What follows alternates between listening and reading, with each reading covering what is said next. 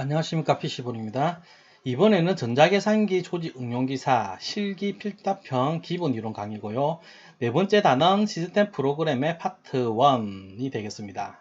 원래 이제 시스템 프로그램 한 번에 만들려고 했는데 만들다 보니까는 또 너무 길어지는 것 같아가지고 두 파트로 나눴습니다. 그래서 이제 인트로 부분을 지금 다시 만들고 있는데 시스템 프로그램에서 저희가 배울 부분은 이렇게 씁니다. 먼저 이제 시스템 프로그램들에 대해서 이제 배우게 될 거고, 그 다음에 나머지 다 운영체제입니다.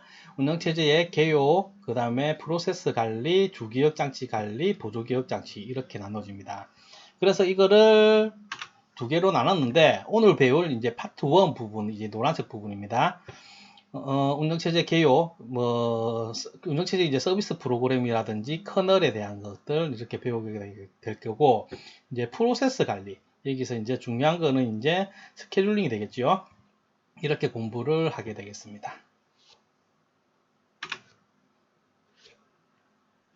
그럼 시스템 프로그램 먼저 보겠습니다. 먼저 이제 소프트웨어는 크게 시스템 프로그램과 응용 프로그램 두 가지로 나눈다는 거는 이제 아주 기본적인 상식이죠. 시스템 프로그램은 이제 컴퓨터의 전체적인 운영을 담당하는 그런 프로그램들이고, 뭐 운영체제, 컴파일러, 어셈블러, 로더, 유틸리티 이런 것들을 얘기하고 있습니다. 그 다음에 응용 프로그램은 방금 말한 시스템 프로그램 말고 나머지 것들, 모든 것들을 이제 응용 프로그램이라고 합니다. 뭐 게임이라든지 워드, 엑셀 같은 오피스군 프로그램이라든지 그 다음에 뭐 포토샵, 프리미엄 뭐 이런 편집 툴이든 이런 것들도 전부 다 이제 응용 프로그램에 속한다는 것. 그리고 우리가 지금 이제 집중적으로 봐야 될 것은 이제 시스템 프로그램이 되겠죠. 시스템 프로그램은 이제 분류를 좀 잘 봐야 돼요. 일단은 시스템 소프트웨어는 이제 컨트롤 프로그램과 프로세싱 프로그램 이렇게 나눕니다. 컨트롤 프로그램 뭐 번역하면 이제 제어 프로그램이라고 하고, 프로세싱 프로그램은 이제 처리 프로그램이라고 합니다. 그래서 이제 이렇게 제어에는 어떤 게 있고 어떤 거는 또 처리다, 이렇게 분간을 할 수 있어야 되는데, 하나씩 살펴보면은 이제 슈퍼바이저 프로그램, 이거는 이제 감시 프로그램이죠. 감시 프로그램이고, 그 다음에 이제 잡 컨트롤 프로그램은 번역을 하자면 작업 제어가 되겠죠. 작업 관리나 제어 이렇게 번역이 되겠죠. 작업 관리라고 하겠습니다. 작업 관리 프로그램이 되겠고, 데이터 매니지먼트 프로그램은 이제 데이터 관리, 뭐 자료 관리 프로그램. 뭐 이렇게 이런 것들이 이제 제어 프로그램이 되겠고, 그 다음에 이제 작업 관리는 이제 잡 스케줄러랑 마스터 스케줄러가 있는데 이까지는 알 필요 없습니다. 뭐 이렇게도 있다, 그렇게 알고 계시면 되고, 그 다음에 이제 처리 프로그램 같은 경우에는 랭귀지 트랜슬레이트 프로그램에서 이제 언어 번역기 정도 되겠죠. 언어 번역 프로그램이 되겠고, 프로그램은 이제 그대로 직역하면 문제 프로그램이 되겠죠. 문제 프로그램은 이제 문제가 발생했을 때 그거를 처리하는 그런 프로그램을 말합니다. 그게 이제 프로그램 이렇게 되겠고, 서비스 프로그램은 이 서비스는 이제 운영체제에서 제공하는 기본적인 프로그램입니다. 윈도우즈에서도 이제 서비스라는 용어를 그대로 쓰고 있기 때문에 그 백그라운드에서 실행되는 거 보면 이제 서비스 관리 뭐 이런 제어판 이런 걸 봤을 겁니다. 이런 서비스 프로그램들을 이제 이거는 이제 운영체제 뭐 실행할 때 유지 보수라든지 뭐 그런 관련된 프로그램들이 여러 가지가 있는데, 이 부분은 나중에 OS 부분에서 서비스 프로그램에 대해서 배울 거고요. 어쨌든 이런 것들이 이제 처리 프로그램이다, 그렇게 알고 계시면 될 것 같습니다. 조금 옛날 문제지만은 보고 가면은 운영체제는 제어 프로그램과 처리 프로그램으로 구성되며 다음 보기를 수행 기능에 따라 각각 분류하시오 해서 지금 이렇게 나열되어 있는 것을 이 제어 프로그램과 처리 프로그램으로 분류를 하는 그런 문제입니다. 그러면 하나씩 분류를 해보면요. 일단은 제어 프로그램, 그 다음에 처리 프로그램,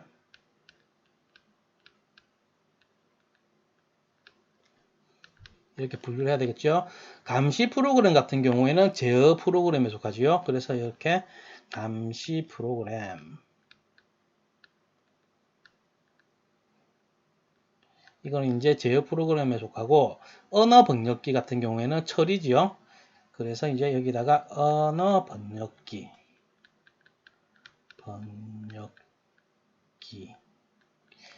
그 다음에 작업 관리. 이게 이제 작업 관리는 이제 아까 잡 프로그램이었죠. 그러면은 작업 관리는 제어 프로그램이 되겠죠. 여기다가 작업 관리 프로그램. 또 그 다음에 이제 서비스 프로그램 같은 경우에는 처리 프로그램에 속하죠. 여기에 처리의 서비스 프로그램 이렇게 분류하면 되고, 그 다음에 자료 관리 프로그램 같은 경우에는 제어 프로그램이겠죠. 자료 관리 프로그램. 그 다음에 마지막으로 문제 처리 프로그램. 이건 아까 전에 프로그램을 말하는 거죠. 그건 이제 처리 프로그램입니다. 그래서 문제 처리 프로그램. 대충 이제 명칭을 보면은 구분이 가는 게 그렇게 어렵진 않습니다. 제어하는 것과 처리하는 것의 그 구분은 이제 감시, 그 다음에 뭐 관리라는 말이 들어가면, 관리라든지 감시 같은 말이 들어가면 이제 제어가 되겠고, 처리는요, 이제 언어 번역기, 이제 코딩하면 이제 컴파일러라든지 이런 것들로 이제 처리를 하잖아요. 그런 뉘앙스로 보면 되고, 이거 프로그램은 조금 헷갈릴 수도 있는데, 이제 번역을 이제 문제 처리 이렇게 해줘서 그렇게 어렵지 않게 구분을 할 수 있을 것 같습니다. 어쨌든 이 정도로 하면 되고, 시스템 프로그램 중에서도 이제 가장 중요한 것은 이제 언어 번역 프로그램입니다. 이 부분이 자주 출제되는 부분이기도 하고, 이 부분을 잘 봐야 됩니다. 이거를 이제 살펴보면, 먼저 프로그램 수행 순서를 보시면, 이거는 이제 다른 자격증, IT 관련 자격증이라든지 아니면 이제 조직응용기사 필기에서 1과목에서 이제 봤던 내용일 텐데요. 한번 보면 이제 소스 코드 같은 경우에는 이제 프로그래머가 직접 작성한 텍스트 파일을 말합니다. 코드를 말 그대로 써놓은 텍스트 파일이죠. 텍스트 파일이고, 이것들을 이제 컴파일러가 컴파일해서 목적 코드를 생성해냅니다. 이 목적 코드를 링크를 해서 로더 모듈, 어느 정도 실행 가능한 이제 로더 모듈을 만들어내고, 이 로더 모듈을 로더가 주기억 장치 상주시키면 이제 프로그램이 실행된다. 이렇게 볼 수가 있는데요. 먼저 이제 여기서 소스 코드가 이제 컴파일 되기 전에 처리되는 부분은 이제 전처리기라고 합니다. 이 컴파일 전에 처리한다고 해서 전처리기입니다. 이제 영어로는 프리 프로세서지요. 전처리기가 이제 전처리된 소스 코드를 생성을 해내면은 그거를 이제 컴파일러가 목적 코드로 만들어내는데, 이 부분이 이제 전처리된 코드가 다른 말로는 이제 확장된 코드라고도 합니다. 확장된 코드이기도 하고, 이게 이제 C 언어에서는 프리 프로세서라고 하고, 매크로 프로세서는 이제 어셈블러는 이제 매크로 프로세서라는 용어를 쓰고 있습니다. 코드로 보면은 C 언어에서는 이제 샵이 붙는 명령어들입니다. 대표적으로 include, 이게 이제 전처리 명령어지요. 아니면은 샵 define, 이런 전처리 명령어가 있고, 어셈블리어에서는 그냥 매크로 이렇게 해서 이제 매크로 끝나는 부분은 이제 MEND, 이제 매크로가 끝났다, 뭐 이런 의미입니다. 이 사이에 있는 코드들이 이제 전처리 명령어입니다. 이제 전처리기에서 이제 코드로는 뭐 이런 거라고 그냥 알고 계시면 됩니다. 그 다음에 이제 여기서 이제 가장 중요한 것은 로더입니다. 로더에서 문제가 자주 나오니까 로더를 잘 봐야 되고, 로더에는 이제 컴파일 즉시 로더, 절대 로더, 재배치 로더, 링킹 로더 뭐 이렇게 있습니다. 그래서 이거를 좀 자세히 볼 필요는 있어요. 이거는 필기 공부할 때 많이 보셨지요? 그 필답형에서도 자주 나오니까는 하나하나 보면은 컴파일 즉시 로더, 말 그대로입니다. 컴파일에서 바로 실행시키는 겁니다. 그래서 이제 번역기가 로더 역할까지 담당하는 것으로 프로그램의 크기가 크고 한 가지 언어로만 프로그램을 작성할 수 있다. 그 다음에 절대 로더, 되게 자주 나온 겁니다. 절대 로더는 단순히 번역된 목적 프로그램을 입력으로 받아들여 주기억 장치에 프로그래머가 지정한 주소에 적지 않은 기능을 가진 간단한 로더를 이제 절대 로더라고 합니다. 프로그래머가 직접 지정한 주소라니까 하니까는 아무래도 이제 코딩할 때도 이제 직접 주소를 넣은 그런 코드가 되겠죠. 그리고 이게 이제 이게 문제로 자주 나오고, 이게 뒤바뀌어서 이제 절대 로더가 답으로 오게끔 문제가 이렇게 자주 나오니까는 반드시 기억을 하셔야 되고, 재배치 로더는 그 주기억 장치의 상태에 따라 목적 프로그램을 주기억 장치의 임의의 공간에 적재할 수 있도록 한다. 말 그대로 이제 시스템 상황에 따라서 그 주소 지정을 이제 로더가 알아서 해준다는 거죠. 그 절대 로더하고 다르게. 그 다음에 링킹 로더는 하나의 부 프로그램이 변경되어도 다른 모듈 프로그램을 다시 번역할 필요가 없도록 프로그램에 대한 기억 장소 할당과 부 프로그램의 연결 로더에 의해 자동으로 수행되는 프로그램. 이것도 말 그대로 이제 주소 할당을 자동으로 해준다는 건데, 이제 여러 가지 모듈 중에서 하나만 변경이 되어도 그런 하나가 변경이 되면 이제 주소 배치를 다시 해야 되는 경우가 있거든요. 그런 것도 자동으로 해주는 뭐 그런 거라고 알고 계시면 됩니다.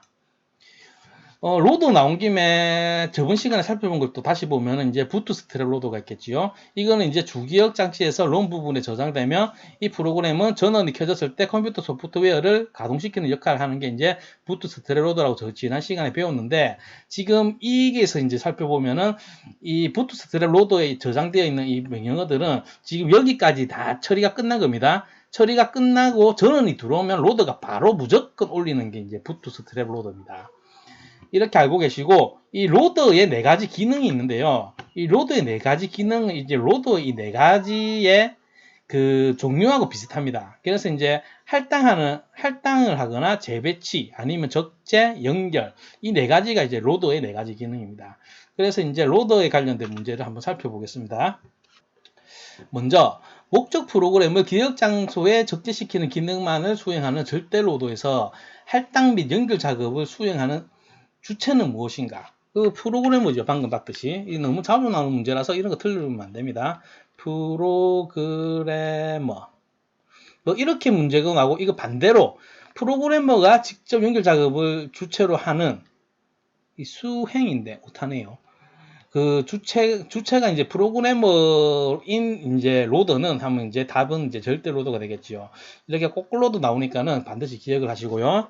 그 다음에 컴파일 앤 고 로더와 재배치 로더 방법 사이의 가장 큰 차이점은 무엇인가 설명하시오.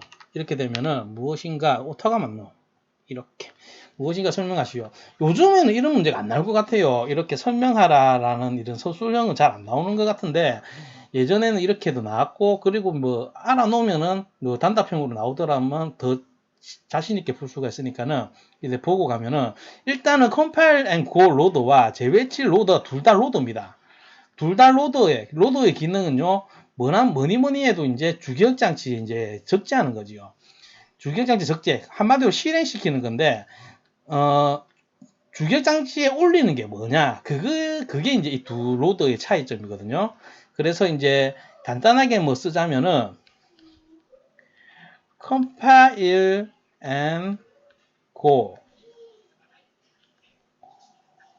로더는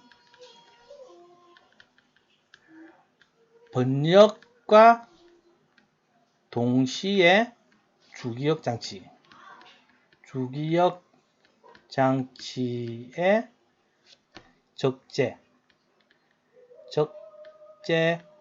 적재하지만, 나중에 이제 단어 바꿀 수 있는 건 나중에 설명해 드리고요. 적재하지만 이게 재배치 로더. 재배치 로더는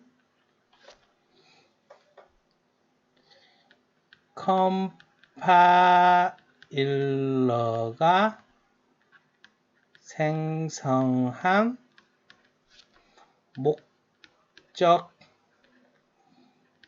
프로그램을 적재한다. 이 정도면은 이게 만약에 한 7점짜리 서술형은 점수가 좀 크니까는요. 7점짜리 문제면 7점 만점 받을 수 있는 정도의 문장은 이 정도입니다. 여기서 보실 게 이제 적재한다는 말을 실행한다로 바꿔도 됩니다. 실행하지만 뭐 이 정도로 바꿔도 되고, 그 다음에 이 목적 프로그램을 아까 전에 봤을 때 그 링커가 이제 생성하는 게 로드 모듈이었죠. 이렇게 바꿔줘도 됩니다. 목적 프로그램을 로드 모듈로 바꿔줘도 비슷한 말이고요. 목적 프로그램과 로드 모듈은 거의 비슷하긴 한데 살짝 차이는 있습니다. 뭐 이 정도까지 알 필요는 없지만은 부연해서 설명을 드리면, 목적 프로그램은 거의 수행 가능한 상태고요. 혼자서 이제 수행 가능한 상태의 프로그램이고, 로드 모듈은 애매합니다. 수행이 가능할 수도 있고 보통 수행이 가능하지 못합니다. 혼자서는. 뭐 이런 게 이제 로드 모듈이라고 하는데, 지금 이 문장에서는 지금 이렇게 변경해도 된다라는 것. 그 다음에 적재를 이 적재도 마찬가지죠. 둘 다 이제 실행으로 바꿔도 된다. 이렇게 알고 계시면 됩니다. 요점은요, 여기서 이제 차이를 말하라는 거에 대한 요점은 이 두 개의 로더가 이 적재하는 게 어떤 건지를 짚어주면 됩니다. 무엇을 주기억 장치에 적재를 하는가. 다른 말로는 무엇으로 실행하는가, 프로그램을 실행시키는가. 이게 이제 그 로더끼리의 이제 큰 차이점입니다. 이제부터 이번 수업에서 이제 가장 중심이 되는 운영체제에 대해서 배워보겠습니다. 운영체제는요, 지금 그 전공 과목 기준으로 운영체제라는 과목을 지금 국내에 존재하는 기사 이하 등급, 기사 이하의 자격증 중에서, IT 관련 모든 자격증 중에서 기사 이하 등급, 이 부분에서 가장 깊게 다루고 있는 자격증이 조직운영기사입니다. 그래서 뭐 조직운영기사의 가장 특징을 나타내는 부분이기도 해요. 운영체제가 또 중요한 것도 사실이고요. 자격증 나온 김에 또 좀 설명을 해드리자면, 조직운영기사는 이제 83년도인가 아니면 4년도인가 정확하게 모르겠습니다. 처음 시행된 게 이때부터입니다. 굉장히 오래됐죠. 이때부터 그 출제 범위가 보면 큰 변화가 없어요. 조직운영기사는 큰 변화. 지금 공부하고 있는 이 출제 범위, 이 부분에서 이제 비슷합니다. 계속 이제 아예 개정이 한 3, 4년 주기로 이렇게 하고는 있지만 계속 똑같이 이렇게 나오기 때문에 출제 범위가 큰 변동이 없었고, 정보처리 기사 같은 경우에는요, 정보처리 기사는 이게 이제 역사가 더 깊어요. 한 10년 다른 걸로 알고 있거든요. 73년도 아니면 4년도에, 아니다, 그 정도는 아니다. 한 77년도쯤 되겠다. 76년도 아니면 7년도, 한 이때쯤에, 정확하게는 큐넷에서 확인해 보시면 됩니다. 운영기사보다 훨씬 좀 빠르게 이제 시행이 됐는데, 처음 생기고 나서, 기사가 생기고 나서, 이거는 이제 출제 범위가 굉장히 자주 바뀌었습니다. 자주는 아니고 한 번씩 꼭 바뀌었습니다. 최근에 이제 2020년부터 지금 바뀌어 있죠. 이게 지금 그 이전에는 조직운영기사랑 상당히 유사했습니다. 이게 정확하게 몇 년도인지는 모르겠고, 제가 한 3번 봤거든요. 한 10년 단위로 바뀌는 것 같아요. 어쨌든 이게 제가 마지막으로 제일 오래된 기억은, 그때 정보처리기사는 기억에 남는 게 실기 필답형에서 문제 선택을 하는 게 있었어요. 그 프로그래밍 언어를 베이직이 있었고요. 베이직과 C 언어, 하나 더는 뭐지? 파스칼이었나? 아니, 자바였나? 정확하게 모르겠습니다. 그때 보통 C 언어를 선택했기 때문에 파스칼일 수도 있고 자바는 아니겠다. 이게 이제 90년대 후반일 겁니다. 정확하게는 모르겠고, 90년대 후반에는 지금 이렇게 언어도 선택해서 시험을 치고 그렇게 했는데, 자바는 90년대에 등장했기 때문에 아마 이때의 정보처리 기사에 반영됐다고 보기는 어렵고, 어쨌든 간에 이렇게 바뀌었다가 조직운영기사랑 상당히 유사하게 바뀌었다가, 그럼 필답형은 문제 유형이 좀 많이 달랐긴 했고요. 그 다음에 지금의 현재는 이제 프론트엔드로 자리매김을 하고 있어요. 프론트엔드를 대표하는 기사 등급의 자격증이라고 보시면 돼요. 그렇다 보니까는 이제 대중적일 수밖에 없지요. 조직 응용 기사는 일단은 뭐 쭉 변화도 없고, 이거는 이제 백엔드 쪽에 이제 지식을 묻고 있는 겁니다. 이거는 뭐 내용 자체가 큰 변화가 없기 때문에 큰 변화가 없는 거고, 전자계산기 기사는 이제 전자과 쪽이죠. 이제 계열이 완전히 다르고, 좀 더 이제 전자공학에 치우쳐 있습니다. 전자계산기 기사는. 전자계산기. 뭐 그렇다 보니까 상당히 유사한데, 이 둘의 큰 차이점은 전자계산기 기사는 논리회로가 되게 깊게 나오고요. 논리회로. 조직 응용 기사는 운영체제가 제일 깊습니다. 운영체제. 저는 정보처리 기사 요즘 어렵다고 하는데, 안 어렵습니다. 어려운 이유는 딱 한 가지입니다. 항상 변할 때마다 똑같은 말이 나왔어요. 변할 때마다 정보처리에서 어려워졌다 그 말을 하는데, 어려워진 이유는 이제 기출문제 때문입니다. 기출문제가 축적이 안 돼서 그래요. 그래서 이제 대형 출판사에서 책 만들기 어렵거든요. 지금 나오는 거는 솔직히 좀 책이 크게, 큰 대형 출판사도 예측하기 어렵지요. 이게 어떤 문제가 나올지. 물론 그 이전에 개정되기 이전의 문제도 아직까지는 나오고 있지만은, 왜냐면은 바뀌었다 하지만은 그 내용 토대로이기 때문에 크게 거기서 예측은 가능하지만, 이제 새로 나오는 부분에 대해서는 기출 문제를 예측하기 어렵습니다. 그래서 어렵다는 거지. 이것도 한 5년 지나면요, 그냥 뭐 비슷합니다. 그 난이도가 비슷해질 겁니다. 제일 쉽다고 아마 느껴질 겁니다. 그 정보처리 기사는 원래 어렵게 안 내요. 조금 분위기가 이제 프론트엔드 쪽이기 때문에 어려울 수가 없습니다. 어쨌든 쓸데없는 말 너무 오래 했네. 운영체제에 대해서 이제 본격적으로 배워보겠습니다.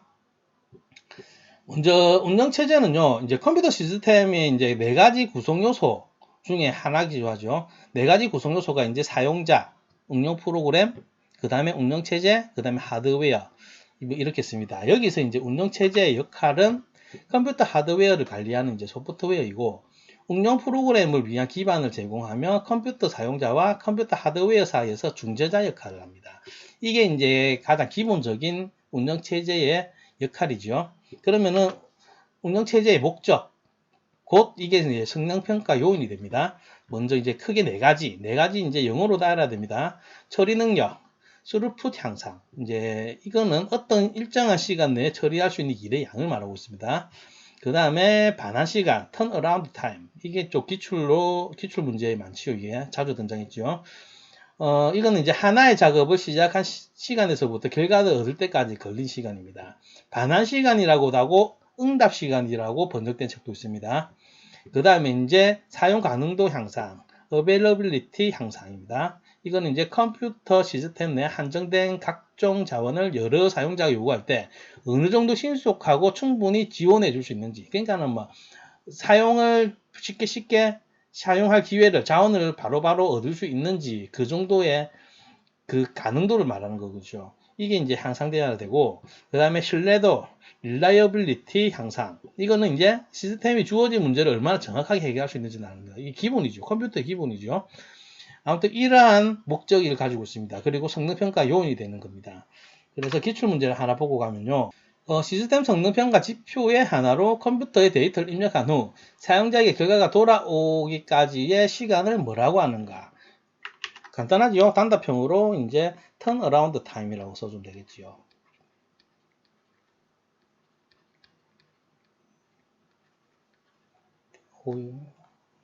턴어라운드 타임. 아마 조건으로 영문으로 쓰세요 라고 조건이 붙을 가능성이 높습니다. 그리고 이제 한글로 쓰면은 아까 봤듯이 반환 시간, 뭐 응답 시간이라고 해도 될 건데, 가능하면 영어로 턴 어라운드 타임 쓰십시오. 이게 제일 확실합니다. 이번에는 운영체제에 포함되어 있는 이제 운영체제 서비스 프로그램들이 이제 어떤 위치에 어떻게 의사소통이 되는지를 살펴보겠습니다. 지금 이 그림을 보면요. 일단 사용자와 시스템 프로그램, 이 아이들은 이제 운영체제와 이제 의사소통하는 게 이제 인터페이스죠. 인터페이스는 이제 GUI는 이제 그래픽 유저 인터페이스. 지금 보통 쓰고 있는 운영체제들이죠. 그 상용화된 운영체제 중에 GUI와 이제 배치 같은 경우에는 일괄 처리입니다. 그래서 예를 들면은 이제 윈도우즈의 경우에는 이제 확장자가 BAT로 끝나는 파일들, 이게 이제 기본적으로 이제 텍스트 파일이죠. 문서 파일인데, 이거 열어보면서 내용을 보면은 이제 실행해야 될 명령어들이 이렇게 일괄적으로 되어 있습니다. 그래서 이 파일을 실행시키면은 이 명령어들이 이제 순차적으로 일괄 처리가 되는 걸 볼 수가 있습니다. 명령어 라인은 이제 그 도스에서 이제 이런 프롬프트 이런 걸 말하고, 유닉스에서 이제 쉘이 중요하죠. 유닉스에 이제 쉘이 이런 명령어 라인을 처리하는 인터페이스입니다. 쉘은 예전에 도스에서도 쉘이라는 게 있었고요. 프로그램이 물론 기본적으로 포함한 건 아니었습니다. 그래서 이제 조금 쉽게 명령어를 내릴 수 있게끔 이렇게 도스 쉘도 존재를 했었고, 그 다음에 리눅스에서도 존재합니다. 리눅스에서도 존재하고, 안드로이드 같은 경우에는요. 이제 안드로이드면은 보통 이제 스마트 기기잖아요. 뭐 휴대폰이라든지 태블릿이라든지 이런 거를 이제 PC와 연결해 가지고 의사소통을 할 때 그 명령어를 내리는 그것도 이제 쉘이라고 부릅니다. 그래서 이제 쉘은 유닉스에만 있는 건 아니고, 유닉스에서는 이제 이런 인터페이스 중에서 가장 중요한 프로그래밍입니다. 기본적으로 포함하고 있고, 리눅스도 기본적으로 포함하고 있지는 않습니다. 따로 깔아줘야 됩니다.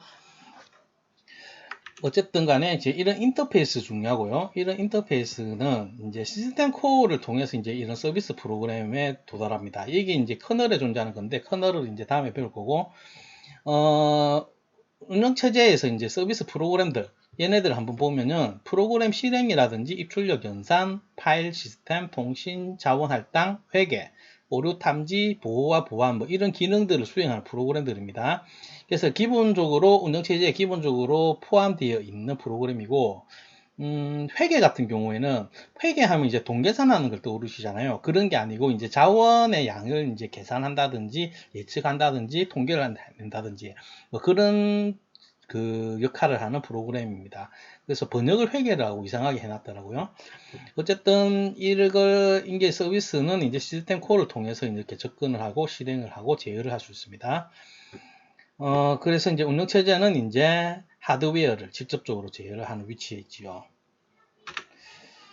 여기서 이제 기출문제를 하나 보면요. 유닉스에서 사용자의 명령어를 인식하여 프로그램을 호출하고 명령을 수행하는 명령어 해석기로서 시스템과 사용자 간의 인터페이스를 담당하고 있는 것. 이것은 아까 봤던 쉘입니다. 뭐 아무것도 아닌데 이게 좀 자주 나오더라고요. 실제로 이제 유닉스 써봐서 쉘을 써본 사람은 이거 설명 진짜 화려하네 이런 느낌이 들 정도의 뭐 그 정도입니다. 이번에는 운영체제에서 가장 중심이 되는 커널에 대해서 알아보겠습니다. 커널은 운영체제의 핵심이 되는 프로그램으로서 시스템의 모든 것을 완전히 통제하고 있습니다. 그 다음에 이제 사용자와 응용 프로그램은 시스템 코어를 통해서 이제 접근할 수가 있는데요. 커널이라고 하면은 메모리에 상용하고 있는 운영체제 그 자체라고 말해도 상관은 없어요. 지금 이제 상용화되어 있는 운영체제들이 덩치가 하도 크다 보니까는 뭐 이것저것 굉장히 많은 서비스와 그 다음에 응용 프로그램까지도 같이 이제 포함되어 있는 패키지라고 볼 수도 있거든요. 그런데 이제 인베디드 시스템에 이제 간단한 OS를 이렇게 만들고 이렇게 하다 보면은 보통 커널만 만들어내요. 그러니까는 커널 자체가 운영체제다라고 해도 솔직히 무방해요. 보면은 커널은 이게 이제 노란 박스, 얘가 이제 메모리라고 할 때, 사용자 프로세스가 이제 상주하는 곳이 있고, 커널이 상주하는 곳이 있습니다. 곧 운영체제가 상주하고 있다고 말해도 똑같은 말입니다. 어쨌든 사용자 프로세서가 이제 실행 중인 사용자 프로세서가 이제 커널에 접근하려고 하면 시스템 콜을 호출해야 됩니다. 그러면 이제 시스템 콜이 실행이 되면은 이 커널에 있는 내용에 이제 접근을 하든지 제어를 하든지 할 수가 있고, 그 다음에 끝나고 나면은 이제 권한을 이제 회수를 하고 이제 시스템콜에서 이제 복귀를 하죠. 이런 구조입니다. 이게 함부로 접근을 못해요. 그 접근을 하려고 하면은 반드시 권한을 얻어내야 됩니다. 그래서 이런 커널 모드를 이제 슈퍼바이저 모드라고도 하고 시스템 모드라고도 하고 특권 모드라고도 합니다. 그래서 이제 접근을 함부로 못하는 뭐 그런 거라고 하면 알고 계시면 되고, 실제로 이제 운영체제 윈도우즈를 사용하다 보면은 뭐 어떤 거 할 때 뭐 권한이 필요합니다. 뭐 하면서 관리자 권한이 필요합니다. 뭐 그런 거 있잖아요. 그거에 이제 커널에 접근을 하려고 하는 경우가 많습니다. 그런 경우가 반드시 그런 건 아니고요. 어쨌든 간에 지금 커널은 지금 이런 개념으로 아시면 되고, 나중에 이제 배우게 될 기억 장치 관련해서 프로세스 관련해서도 계속 등장하니까는 커널의 개념을 조금 세워주시고 바라고, 기출 문제를 보면요, 문장이 아까 전에 그 쉘이 답이었던 그 문제하고 문장이 굉장히 비슷해요. 비슷한데 좀 잘 봐야 돼요. 유닉스의 가장 핵심적인 부분으로 컴퓨터가 부팅될 때 주기억 장치에 적재된 후 상주하면서 실행되며 하드웨어를 보호하고 프로그램과 하드웨어 간의 인터페이스 역할을 담당하는 것은, 문장을 왜 이렇게 만들었는지 모르겠는데 아마도 이제 헷갈리라고 이렇게 만든 것 같아요. 아까 전에 이제 아까 본 문제에서 이제 인터페이스 역할을 담당한다. 그리고 아까 전에는 방금 본 쉘을 묻는 문제에서는 이제 명령어 해석기라는 말이 들어갔습니다. 명령어 해석기. 단순히 명령어 해석기라고 하면은 그 답이 쉘이 되는 게 맞는데, 지금 이거는 이제 범위가 훨씬 크지요. 뭐 하드웨어도 보호하고 그 프로그램과 하드웨어 간 인터페이스 역할도 하고 있고, 이런 게 이제 커널입니다. 커널. 한글로 커널 이렇게 쓰시든지 영어로 쓰시든지 뭐 문제에서 주어진 조건이 있으면 그렇게 쓰면 되고, 이 문제는 이제 유닉스를 운영체제로 바꿔도 됩니다. OS라고 해도 됩니다. 커널이 없는 운영체제는 없거든요. 커널 자체가 운영체제이기 때문에, 그래서 굳이 유닉스에 특정돼서 사용되는 정의는 아니고요. 보면은 이제 아까 전에 쉘은 이제 얘 자체가 인터페이스고요. 인터페이스. 지금 여기서 뭐 인터페이스 역할도 하고 이렇게 넣은 거 보면은 이제 얘랑 헷갈리라고 문제를 이렇게 만들어낸 것 같아요. 그러다 보니까는 문장이 조금 더럽긴 한데, 보면 아까 전에 본 쉘의 문제보다는 범위가 넓습니다. 하는 역할이. 하드웨어도 보호하고 뭐하고 이것들 전체다가 뭡니까? OS가 하는 일들이죠. OS 자체가 커널이기도 합니다. 예. 그래서 이제 커널, 이거 좀 헷갈리지 않게 좀 명확하게 구분하십시오. 방금 본 문제하고. 이번에는 뭐 가볍게 보고 넘어가시면 됩니다. 딱히 뭐 기출되거나 그런 건 아니고, 운영체제 이제 처리 방식들, 이걸 이제 지금 순서가 시대 수준으로 나오기 때문에 뭐 역사가 훑어본다 생각하시면 됩니다. 일괄 처리 프로세싱, 배치 프로세싱, 이거는 이제 1950년대 도입된 방식으로 처리할 작업을 일정 기간 또는 일정량이 될 때까지 모아두었다가 한꺼번에 처리하는 방식이고, CPU 유효 시간은 줄어들지만 작업의 유효 시간은 증가한다. 이게 무슨 말이냐면은 일단은 일괄 처리를 하는 동안에는 CPU가 쉴 새 없이 계속 움직이지만은 모았다가 한 번에 처리를 하니까는 아예 컴퓨터를 꺼놓는 시간이 많다. 뭐 이런 의미로 보시면 됩니다. 그래서 이제 한 달에 한 번씩만 하는 금융 계산이라든지 1년에 한 번 정도 하는 연말 결산 등의 업무에 이제 적합한 게 이제 일괄 처리 방식이고, 그 다음에 이제 다중 프로그래밍, 멀티 프로그래밍은 CPU 효율을 극대화하기 위한 방법으로 여러 개의 사용자 프로그램이 동시에 실행되는 것처럼 처리하는 방식입니다. 하나의 주기억 장치에 여러 개의 프로그램을 적재해 두고 한 사용자 프로그램이 CPU를 사용하다가 입출력 장치 작업과 같이 CPU를 필요로 하지 않는 작업을 할 때, 또 그때 이제 다른 사용자 프로그램이 CPU를 사용하도록 하는 방법이죠. 그러면 이제 기억 장치 관리 기법이라든지 CPU 스케줄링 기법 등에 이제 이런 알고리즘이 들어가고요.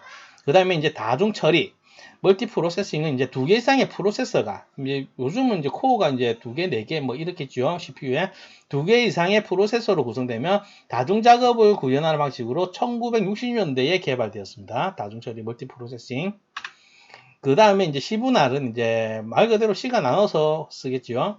1960년대 개발이 시작돼서 1970년대 초반에 실제 운영체제에 적용이 되었고요. 여러 사용자들이 한 컴퓨터를 동시에 이용할 수 있게 하기 위해서 이제 각 사용자들에게 CPU에 대한 일정 시간, 타임 슬라이스를 제공하여 주어진 시간 동안 프로그램을 수행할 수 있도록 개발된 방식입니다. 타임 슬라이스라는 단어는 나중에 이제 그 프로세스 스케줄링에서 등장하니까는요, 선전 비선전 구분할 때 기억을 해 두시고요. 이 단어는. 그 다음에 실시간 처리 같은 경우에는 처리를 요구하는 자료가 발생할 때마다 즉시 처리하여 정해진 짧은 시간 내에 응답하는 시스템 방식을 말합니다. 그래서 이제 말 그대로 실시간 처리하는 거죠. 미사일 방어 시스템이라든지 예약 시스템, 증권 서비스 등에 이제 이용되고 있는 게 실시간 처리고, 다중 모드 처리는 한 시스템에서 여러 가지 모드를 제공하는 겁니다. 방금 본 이제 리얼타임 프로세싱 모드라든지 타임 쉐어링 모드라든지 뭐 이렇게 다중으로 처리할 수 있는 걸 말하고, 분산 처리는 이제 네트워크를 통해서 연결된 여러 컴퓨터 시스템에 작업과 자원을 나누어 처리하게 되는 방식입니다. 그래서 네트워크를 통해서 연결되기 때문에 실제로 필기 필답형에서는 데이터 통신 과목은 솔직히 범위 빠져 있어요. 빠져 있지만 한 번씩 이제 그 토폴로지 문제가 나오지요. 이제 성형이라든지 링형 이런 거를 뭐라고 하냐 해서 답이 이제 토폴로지로 되어 있는데, 그거에 문제가 나오는 이유가 이 분산 처리 때문입니다. 이게 이제 구성 네트워크로 구성되는 방식이 이제 토폴로지의 데이터 통신의 토폴로지 그거에 그대로 적용이 됩니다. 그래서 그 부분은 이제 뭐 상식이니까는 제가 따로 다루진 않을 겁니다. 이론 수업에서. 이제부터는 운영체제 OS의 프로세스 관리에 대해서 알아보겠습니다. 먼저 이제 기본 개념을 살펴보면요. 프로세서란 무엇이냐? 프로세스란 뭐 실행 중인 프로그램을 말합니다. 현대 컴퓨터 시스템에서 작업의 단위, 하나의 작업의 단위를 말하는데, 프로세스, 이제 프로세서는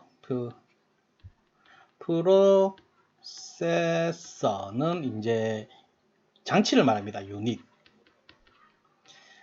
뭐 CPU라든지 이런 프로세서를 말하고, 그 다음에 프로세싱. 이거는 이제 보통 번역을 하면 이제 처리 정도 되겠지요. 이거 프로세서는 앞에 뭐뭐 붙여서 뭐뭐 장치 이 정도로 되고, 프로세스는 이제 작업 단위를 말합니다. 그래서 지우고, 이거는 이제 용어가 잡이라든지 태스크라든지 다 비슷한 말입니다. 프로세스는 이제 일괄 처리 시스템에서는 이제 잡이라고 표현을 했고, 시범 시스템에서는 보통 태스크라고 이렇게 명칭을 많이 사용하였는데, 셋 다 이제 비슷한 의미라고 보시면 됩니다. 그렇게 막 딱딱딱 구분돼서 정의가 되어 있진 않아요. 이래 써도 되고 저래 써도 되고, 일반적으로 이제 프로세스라고 보시면 되고요.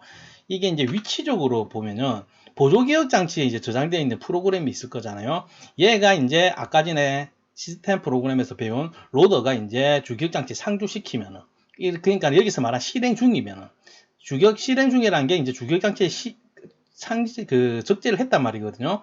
주기억 장치 이렇게 짠 있으면 이제 그게 프로세스라고 부르면 됩니다. 그 부분을. 그러니까 현재 실행 중인 게 이런 의미입니다. 그래서 이제 우리가 이제 컴퓨터 구조 시간에 배웠던 이제 프로세스 상태 다이어그램이 있잖아요. 이제 처음에 프로세서가 이렇게 만들어지면은 이제 승인되면 이제 준비 단계로 가고, 이제 디스패치가 되면 실행이 되고, 아니면 이런 인터럽트로 이제 다시 준비로 가거나, 아니면 이제 입출력 관련해 가지고 이제 대기 모드로 이제 블록 상태로 되고, 이제 다시 레디 되고, 뭐 나중에 실행이 다 끝나면은 이제 종료되고, 뭐 이런 상태 다이어그램을 컴퓨터 구조 때 배웠습니다. 이때 막 상태 변이하는 것, 이 프로세스를 말합니다. 그래서 좀 더 개념적으로 들어가면은 스레드란 용어를 또 알아야 됩니다. 스레드는 이제 CPU 이용의 기본 단위입니다. 방금 본 프로세스 같은 경우에는 그 프로그램이 이제 주기억 장치에 이렇게 상주되어 있으면은 그것보다 더 세밀하게 그 프로그램보다 더 나눈 겁니다. 그래서 프로세스보다 좀 작은 단위예요, 스레드는. 그래서 이제 이걸 문자로 표현을 하면요, 코드로 표현을 하자면은 나올 만한 걸로 예를 들게요. 컴 구조하고 이게 조금 연관을 해서 공부를 할 필요가 있습니다. 만약에 이제 LDA 명령이 있다. 어셈블리어 LDA 명령어가 있고, 여기서 이제 무슨 LDA는 주소를 불러들이는 거잖아요. LDA 뭐시기 이렇게 명령이 되면은 이게 이제 RTL로 표현을 하겠습니다. RTL은 이제 레지스터 트랜스퍼 랭귀지에서 레지스터 전송 언어지요. 레지스터 전송 언어가 이제 T1에서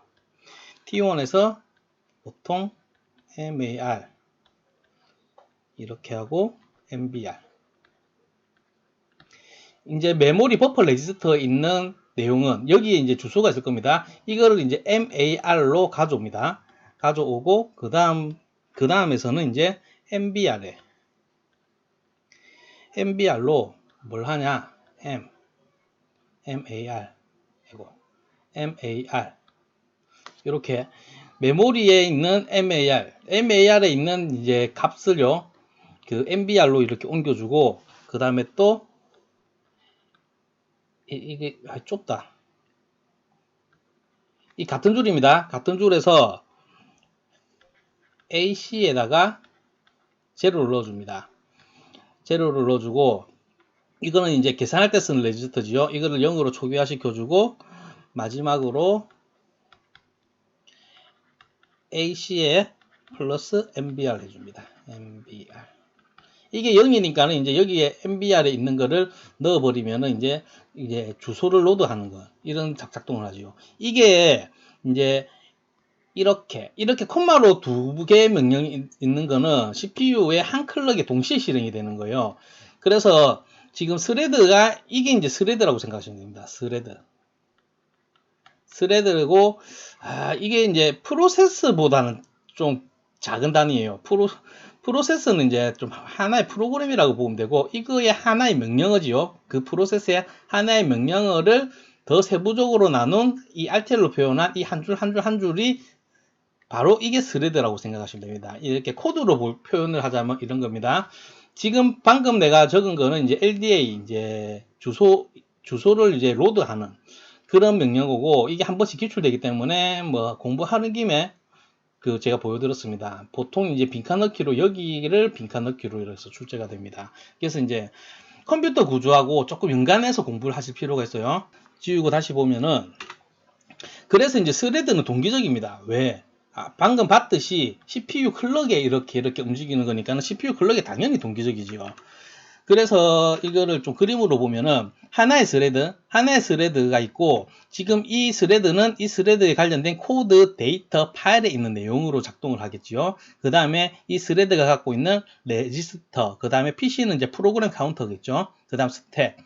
이런 레지스터들과 이제 이런 것들을 이제 하나의 단일 스레드 프로세스가 이제 이렇게 표현하면 이렇게 되고, 보통 이제 단일로는 실행이 안 되고요. 이렇게 다중 스레드, 한 클럭에 여러 가지의 이제 스레드가 이렇게 실행이 되는 겁니다. 그런데 얘네들이 이제 모두 하나의 프로세스의 스레드들이거든요. 그래서 이제 코드와 데이터와 파일은 이제 같이 공유를 하고 있고, 각각의 레지스터 스택 프로그램 카운터, 이 각각의 이제 이 레지스터들을 사용해서 이제 반영을 해서 이제 이렇게 실행이 되는 겁니다. 이게 다중 스레드 프로세서입니다. 그래서 이제 이 다중 스레드 프로세서 특징을 보면은, 스레드는 그들이 속한 프로세스의 자원과 메모리를 공유하고, 다중 프로세서 구조에서 각 스레드는 다른 프로세스에서의 병렬로 실행될 수 있다. 당연한 거고, 하드웨어 운영체제의 성능과 응용 프로그램의 처리율을 향상시킬 수 있다. 한 번에 이제 여러 개를 동시에 실행시키면 그것도 이제 병렬의 장점이죠. 이거는 프로세스들의 통신을 향상시킬 수 있다. 이렇게 그 데이터를 공유를 하다 보니까는 이제 통신을 향상시킬 수가 있는데, 이것 때문에 또 문제가 발생합니다. 그거에 대해서 살펴보겠습니다. 이제 컨커런트 프로세서 같은 경우에는 협력적 프로세서라든지 병행 프로세서 이렇게 번역이 되고 있습니다. 이거는 이제 시스템 내에서 실행 중인 다른 프로세서의 내용에 그 실행에 영향을 준다든지 영향을 받는 프로세서들이고, 프로세서 협력을 이제 허용하는 이유는요, 이제 정보를 공유를 한다든지 계산이 빨라진다든지, 그 병렬 처리에 속하는 거니까는 당연히 계산이 빨라지겠지요. 그 다음에 모듈성을 위해서 이런 것을 허용을 합니다. 그래서 뭐 요즘은 당연한 겁니다, 이게.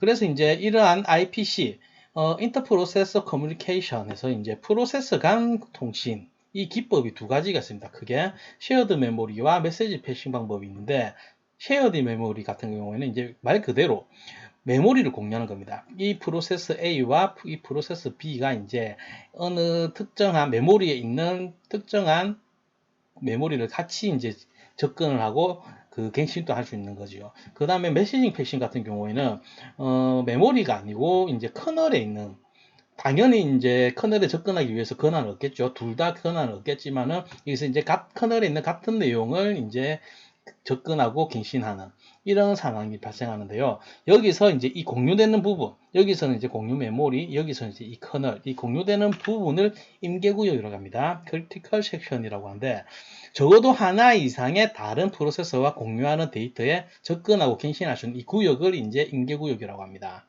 그래서 이 임계구역 때문에 이제 여러 가지 문제가 발생하겠죠. 아무래도 이제 하나 단일이 아니라 여러 개의 프로세스가 동시에 접근을 하니까는 여러 가지 문제가 발생을 하는데, 이런 임계구역 문제에 대한 해결안 세 가지 요구 조건이 이제 이렇게 세 가지가 있습니다. 필터링에서는 잘 다루지는 않습니다. 일단은 그래도 보면은 상호 배제, 이제 mutual exclusion 해가지고 한 프로세서가 자신의 임계구역에서 실행이 된다면 다른 프로세서들은 그 임계구역에서 실행될 수 없다. 그냥 실행될 때 딱 하나만 접근을 한다.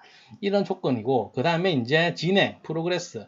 이런 이제 임계구역에서 실행되는 프로세서가 이제 없고요. 없고, 그 임계구역으로 진입하려는 프로세서들이 있다면, 다른 구역에서 실행 중이지 않는 프로세스들만 다음에 누가 그 임계구역에 진입할 수 있는지 결정하는 데 참여를 할 수 있고, 이 선택은 이제 무한정 연기될 수는 없다. 이게 이제 두 번째 요구 조건입니다. 그 다음에 이제 한정된 대기, bounded wait 해가지고 임계구역에 진입 후 다른 프로세서들이 진입하는 허용 횟수는 이제 제한돼야 됩니다.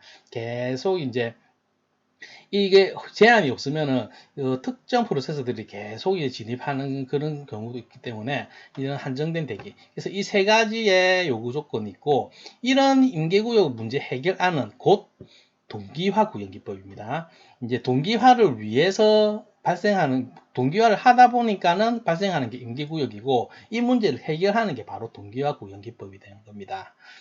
그래서 이제 지금은 이 임계구역 문제는요, 그 같이 공유하려는 저장소, 그 메모리라든지 커널이라든지 이제 같이 공유하는 부분 때문에 발생하는 문제고, 그 다음에 이제 CPU의 할당에 의한 공유는 이제 그 할당을 누가 먼저 하냐에 따라서 발생하는 문제가 이제 데드락입니다. 그럼 데드락에 대해서 살펴보면요, 이거는 이제 실제로 미국에서 통과된 법이고, 이 법의 내용은요, 지금 이렇게 이제 기차 교차로가 있는데, 내가 몰고 있는 기차가 이렇게 가고 있고, 앞에도 기차 한 대가 이렇게 마주쳤습니다. 마주쳤으면은 무조건 이제 다른 기차를 이렇게 건너편으로 만났으면은 무조건 풀스톱을 하고, 앞에 있는 차가, 그 다른 기차가 이제 없어질 때까지, 사라질 때까지, 딴 데로 갈 때까지 무조건 대기하고 있어라 하는 이런 법률입니다. 모순된 법률이죠. 내가 이제 이 앞에 기차가 보이기 때문에 계속 대기를 하고 있고, 이 앞에 기차도 나를 보고 계속 대기만 하고 있으면 평생 이제 대기만 하고 있어야 되잖아요. 그래서 이런 상태가 이제 데드락입니다.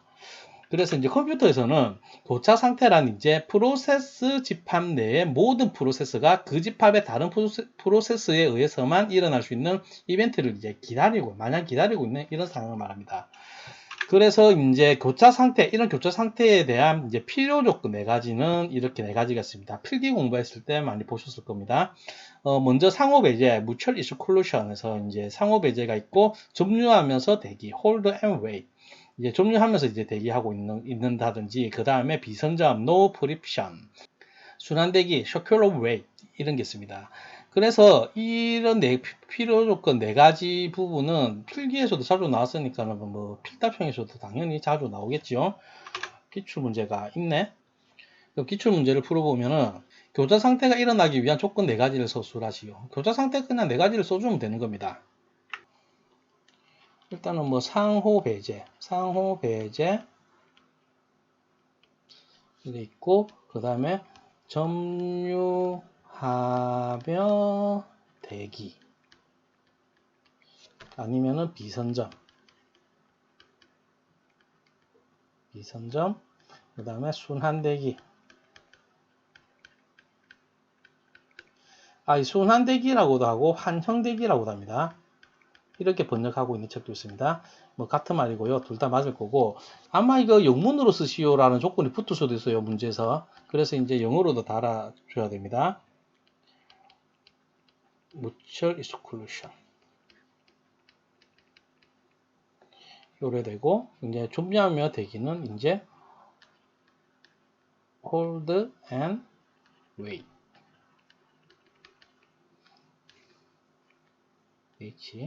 그 다음에 비선점 no 소문자로 써 no preption preption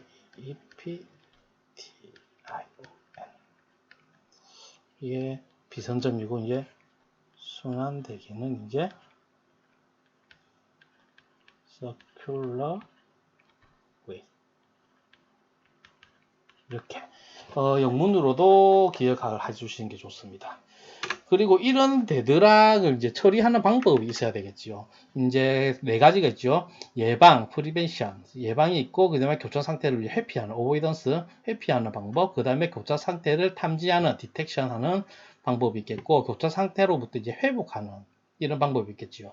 말 그대로입니다. 예방은 예방하는 겁니다. 교차 상태의 필요 조건 중 하나가 성립되지 않도록 보장하는 일인데, 보장하는 방법인데, 이런 예방을 하다 보면은 계속 이제 그 상태를 그 지속적으로 감시를 해야 되니까는 장치의 이용률이 저하되고 시스템 처리율, 스루풋이 이제 감소하게 됩니다. 이런 단점도 있습니다. 예방 같은 경우에는. 그 다음에 이제 회피는 이제 그 상황을 피하는 거죠.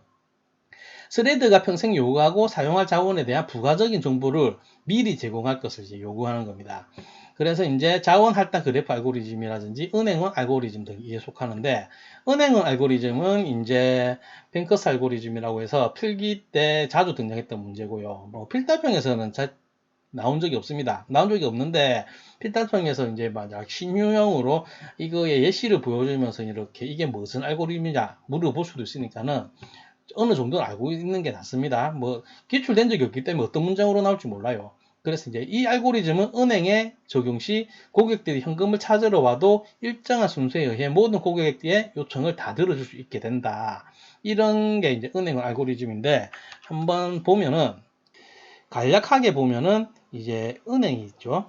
은행. 내가 이제 은행장이다. 아 이거 최근에 제가 다음 웹툰에서 웹툰 하나 봤는데 화폐개혁이라는 만화를 봤습니다. 웹툰을 봤습니다. 화폐개혁. 되게 재밌게 봤어요. 이 보면은 이제 대충의 줄거리는 이제 유산을 상속받기 위해서 이제 상속자들이 이제 경쟁하는 그런 내용을 담고 있는데 거기서 어느 게임에서 이제 본인이 이제 은행장이라고 가정을 하고 이제 돈을 빌리러 온 사람들을 평가해가지고 이 사람한테 돈을 전부 환수를 할 것인지 강하게 압박을 해서 받아낼 것인지 그냥 이자만 받고 계속 유지할 것인지 이런 걸 선택을 해서 은행을 이렇게 경영을 하는 그 뱅크런 뭐 은행이 망하는 상황을 피해가는 뭐 그런 게임을 하더라고요. 그래서 이거 보니까 갑자기 생각나서 그냥 쓸데없는 소리였고 이제 은행이 있다 그러면 이제 사람이 이제 돈을 빌리러 3명이 왔다 칩시다. A, B, C 3명이 왔는데 이제 A는 300원을 빌리러 왔고 B는 500원을 빌리러 왔고 그 다음에 C는 800원을 빌리러 왔어요. 그래서 은행은 이제 총 가지고 있는 돈이 만약에 1000원이다. 1000원이 있다. 빵을 대면 당연히 망하겠죠. 이렇게 됐을 때 지금 이서 어떻게 돈을 빌려줘야 되냐. 그래서 이제 좀 더 조사를 해야 되겠죠. 여기 보면은 이제 스레드가 평생 요구하고 사용할 자원에 대한 부가적인 정보를 미리 제공할 것을 요구한다고 하잖아요. 이제 이것도 이제 뱅커스 알고리즘에서 이제 기본적인 거고 이 사람이 이제 300원을 주면은 이 사람은 이자 쳐서 이제 나중에 350원으로 바로 갚을 수 있는 상황이다. 이 상황도 파악을 하고 이 사람도 마찬가지로 500원을 지금 빌려주면은 이 사람은 550원으로 이렇게 바로 갚아줄 수 있는 사람이고 이 사람은 지금 800원을 빌려줘도 지금 이 사람이 처한 상황이 1000원이 있어야지 상황을 해결을 하고 1000원을 빌려서 상황을 해결을 하면은 이 1000원을 이제 1200원으로 갚을 수 있는 이런 상황에 처해져 있다. 그러면 이제 이 은행에서는 돈을 처음에 먼저 이 두 사람한테 빌려줘야 되겠죠. 300원, 500원 빌려주고 나서 이 돈을 회수를 하면은 350원, 550원 받으니까는 총 자산은 1100원이 될 테고 이 1100원에서 이제 800원이 아니라 아예 이제 1000원을 빌려줘 버리고 1200원을 회수하는 이런 알고리즘. 순서를 이렇게 해야 되겠죠. 이 사람이 먼저 와서 무작정 800원을 빌려줬다가 돈 못 받고, 돈도 못 받고 지금 A, B 다른 고객한테는 돈을 못 빌려주는 이런 상황이 생기면 안 되니까는 순서를 이렇게 해서 하는 그 은행이 망하는 상황을 회피하는 알고리즘이 이제 은행은 알고리즘입니다. 대략적으로 이 정도 알고 계시면 됩니다. 굳이 뭐 이거를 구현하거나 뭐 그러지는 않아도 되고, 그 다음에 이제 교차 상태를 이제 탐지하는 것, 디텍션. 말 그대로 이제 교차 상태에 있는 프로세스를 발견하는 거죠. 그 다음에 이미 교차 상태로 빠져 있는 그 프로세스로부터 이제 회복하는 겁니다. 그러면 이제 교차 상태로부터 회복하는 건데, 교차 상태 프로세스를 모두 중지하거나 아니면 하나씩 중지시켜서 이제 그 자원을, 그 상황을 빠져나오는 겁니다. 아니면 이제 자원을 이제 회수하는 거죠. 희생자를 선택하고, 이제 이런 걸 롤백이라고 하는데, 기아 상태를 고려한다. 기아 상태는 고려한다는 말은 기아 상태는 오랫동안 자원을 할당 못 받은 프로세서가 영원히 있을 수가 있어요. 그게 이제 기아 상태입니다. 이런 거는 이제 이런 그 알고리즘을 하다 보면은 순위에 밀려서 영원히 이제 자원을 못 받고 대기 큐에 남아있는 프로세스가 발생할 수가 있거든요. 이런 상황을 기아 상태라고 합니다. 이거를 이제 고려를 한 그런 이제 회복을 하는 방법이 있다 해서 이제 예방, 회피, 탐지, 회복 이 네 가지는 기억을 해 두시는 게 좋고, 그 다음에 이제 회피에서 이제 회피 방법 중에서 이제 은행 알고리즘 방금 설명한 거 이런 것들도 조금 기억을 어떤 알고리즘인지 이해하고 있을 필요는 있습니다. 그러면 이제부터 스케줄링에 대해서 알아보겠습니다. 스케줄링이라고 하면은 이제 프로세스의 스케줄링입니다. 프로세스 스케줄링, 잡 스케줄링이라고도 하고, 지금부터는 되게 중요합니다. 스케줄링은 다중 프로그램 운영 체제의 기본이고요. 스케줄링은 준비 큐에서 대기 프로세스를 선택하고 CPU를 할당하는 작업입니다. 디스패치에 의해 선택된 프로세스가 CPU에 할당이 됩니다. 디스패치는 아까 전에 잠깐 봤던 그 프로세스 이제 전이 상태 도표로 해서 이제 준비에서 실행 단계로 갈 때 이게 이제 디스패치지요. 디스패치. 예, 이걸 말하고 있습니다. 어쨌든 이제 이런 스케줄링의 이제 기준이기도 하고 이제 목적이기도 하고 고려해야 되는 부분들은 이런 것들입니다. 뭐 이거에 나오진 않고요. 걔도 이제 참고해서 보면은 CPU 이용률, 이제 CPU를 이제 바쁘게 유지를 해야 됩니다. 너무 놀아도 안 되고 너무 또 100% 가깝게 그 부하를 주면 또 안 되고요. 실제 시스템에서 이제 40에서 90% 정도가 적당하다고 합니다. 그 다음에 이제 처리량은 단위 시간당 완료된 프로세스의 개수가 이제 많아야 되고요. 많을수록 좋지요. 처리량은 무조건 많을수록 좋습니다. 그 다음에 총 처리 시간은 당연히 짧아야 되겠죠. 프로세스의 제출 시간과 완료 시간의 간격이 총 처리 시간이라고 하는데, 총 처리 시간은 이제 짧을수록 좋은 게고, 그 다음에 대기 시간은 이제 그 프로세서가 이제 대기 큐에 들어가서 처리가 되기 전까지 이제 대기하면서 보낸 시간의 합이고요. 응답 시간은 하나의 요구를 제출한 이후에 첫 응답이 나올 때까지의 시간이 이제 응답 시간입니다. 리스폰스 타임. 그러면은 스케줄링은 선점과 비선점으로 나눕니다. 크게 선점 이제 프립티브, 그 다음에 비선점 non 프립티브 스케줄링 이렇게 두 가지로 나뉘는데, 우선은 이제 스케줄링 결정을 내려야 되는 네 가지 상황은요, 한 프로세서가 이제 실행 상태에서 대기 상태로 전환될 때, 아니면은 실행 상태에서 준비 완료 단계로 전환될 때, 아니면은 대기 상태에서 준비 상태로 갈 때, 아니면 프로세서가 이렇게 종료될 때, 이때 이제 스케줄링 결정을 내려야 됩니다. 그리고 이제 이러한 스케줄링에는 이제 비선점, 선점이 있는데, 선점이라고 하면은 뭔가 이제 뭐 확보하고 있다, 주도권을 갖고 있다, 이런 뉘앙스잖아요. 그래서 이제 이 선점과 비선점의 주체가 뭐냐 하면, 주체는 이제 OS입니다. OS 기준에서 이제 이 스케줄링에 이제 권한이 있다. 그 말 즉슨 프로세스가 이제 실행 중에 OS가 이제 강제로 종료시킬 수 있다. 얘를 이제 종료시키다든지 이제 대기시킨다든지 뭐 이러할 수 있는 권한이 OS한테 있는 거를 이제 선점 스케줄링이라고 합니다. 그래서 이제 알고리즘을 몇 개 볼 건데, 거기서 이제 타임 슬라이스 개념이 있으면은, 타임 슬라이스 개념이 있는 알고리즘에서는 전부 다 선전 스케줄링입니다. 타임 슬라이스는 뭐냐면은, 프로세스가 이제 실행될 때 얘가 종료될 때까지 한없이 계속 실행되는 게 아니고 제한 시간이 있는 겁니다. 5초면 5초, 10초면 10초. 만약에 이 제한 시간이 꽉 차면은 이제 더 이상 실행을 시키지 않고 종료되는 것도 하고 이제 대기 상태로 넘겨주고 다른 프로세스한테 CPU를 할당해서 골고루 이렇게 권한을 주는 그런 이때 정해진 이 시간 얘가 이제 타임 슬라이스입니다. 그래서 이 부분을 선전 비선전 구분할 때는 이 알고리즘을 기억하시는 게 낫고요. 이해를 하고 비선전 스케줄링에는 대표적으로 이제 FCFS 그 다음에 SJF가 있습니다. FCFS는 이제 First Come First Serve에서 먼저 들어온 걸 먼저 서브한다, 처리를 한다 이런 뜻인데 FIFO First In First Out 뭐 이렇게 쓰는 책도 있습니다. 어쨌든 같은 의미고요. SJF는 이제 Shortest Job First에서 이제 작업이 가장 짧게 걸릴 만한 것들을 먼저 실행시키는 거고요. 이 두 개는 이제 비선점입니다. 비선점 스케줄링이고 선점은 이제 라운드 로빈과 이제 SRT가 있습니다. Shortest Remain Time이라고 해서 이거는 이제 방금 본 SJF의 타임 슬라이스 개념을 넣은 게 SRT입니다. 그래서 이제 한번 이것도 살펴보겠습니다. 그럼 먼저 FCFS를 살펴보겠습니다.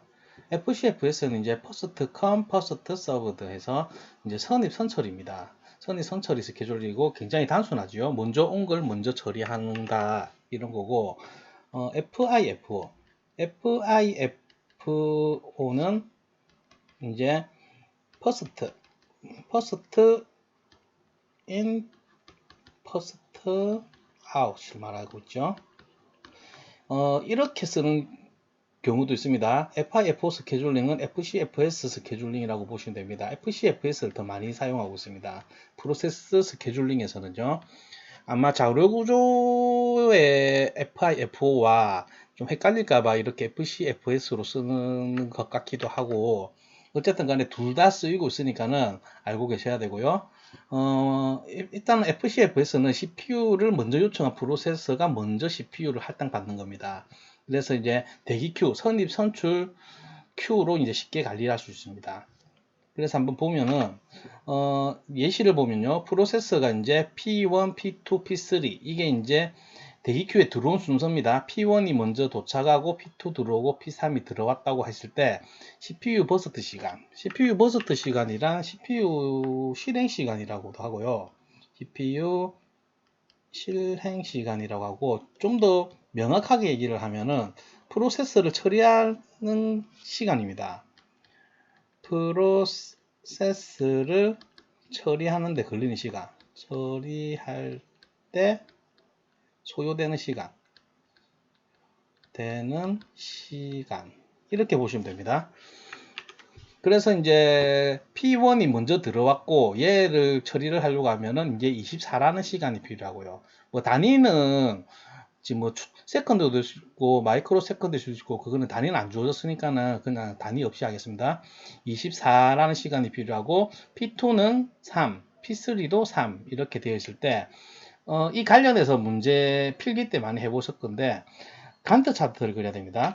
간트 차트 같은 경우에는 이런 스케줄을 이렇게 바 형식으로 이렇게 나열을 해서 나타내는 게 이제 간트 차트라고 합니다. 간트 차트로 그리면 이제 P1이 이제 들어와 있고 이게 이제 처음부터 이제 버스트 시간 24니까는 24까지 걸리겠죠. 그러면 P2 같은 경우에는 이제 얘가 끝나서 P2가 실행됩니다. 지금 이거 보통 문제들이 단일 처리라는 전제하에서 문제를 출제합니다. 물론 이제 다중코어라든지 이렇게 병렬 처리를 해버리면은 동시에 여러 개를 처리하니까는 이렇게 기다리고 하는 경우는 없겠지만은 지금은 이제 단일이라는 전제하에 이렇게 공부를 하는 겁니다. P2 같은 경우에는 이제 P1이 끝난 후에 버스트 시간이 3이니까는 이제 3만큼의 시간. 그래서 이제 24에서 3을 더하면 27. 끝나는 시간이 27이 되겠죠. 그 다음에 그 프로세스 P3 같은 경우에도 이제 3이 걸리죠. 그래서 27에서 3을 더하면 30. 그래서 끝나는 시간이 30. 그러면은 처음에 이제 이게 시작될 때에 그 전부 동시에 대기큐에 있다라는 가정으로 따지면은 대기 시간은요, P1은 바로 실행됐으니까 대기 시간은 이제 제로라고 볼 수 있고, P2는 P1이 끝나는 시간 동안은 대기 시간입니다. P3 같은 경우에는 P1과 P2가 끝나는 이 27이라는 숫자 동안은 시간 동안은 대기 시간이 되는 겁니다. 어쨌든 이렇게 평균 대기 시간을 구하려고 하면은 3개니까는 3으로 나누면 되겠지요. 그래서 P1은 제로였고 P2는 24였고 P3는 27이었고 그래서 이렇게 3으로 나누면은 대기 시간을 구할 수가 있습니다. 이게 이제 FC, FS로 이제 구하는 거고요. 이게 단점을 보여주는 차트를 한번 보겠습니다. 지금 이 차트는요, FC, FS가 아니고 이제 순서를 한번 바꿔봤을 때입니다. P2를 먼저 넣고 P3를 먼저 넣고 P1을 넣었을 때의 평균 대기 시간은 굉장히 차이가 큽니다. 지금 보면 3분의 그 0 플러스 3 플러스 6이니까 이제 3밖에 안 되지요. 3분의 9니까는 평균 대기 시간은 3인데 지금 방금 봤던 이 순서대로 그대로 했을 때는 보자 51 3분의 51이니까는 17 51 17이네요. 한 17 정도 되겠네요. 이게 3인데 비해서 이제 그 평균 대기 시간의 차이가 굉장히 크다는 것을 보여주기 위해서 이렇게 만들어 봤고요. 지금 여기서 이제 제가 예시를 보여준 거는 프로세서와 이제 CPU 버스트 시간밖에 안 주어졌는데, 문제에서 도착 시간이 등장할 때는 간트 차트를 좀 다르게 그려야 됩니다. 그래서 이제 예시를 한번 보면, 지금 이 문제는 이제 필기 기출 문제입니다. 필기 기출 문제인데, 그게 필답형에서는 지금 FCFS에 대해서 계산하는 문제가 나온 적은 없어요. 하지만 충분히 나올 수 있기 때문에 여러 가지 상황을 봐야 됩니다. 필기 문제를 예를 들어서 이렇게 보면은 지금 얘 같은 경우에는 3개의 작업이 들어와 있고 버스트 시간도 주어졌는데 이제 도착 시간이 주어져 있습니다. 그러면 도착 시간을 고려해서 계산을 해야 되면은 지금 이렇게 간트 차트를 이런 식으로 그려야 됩니다.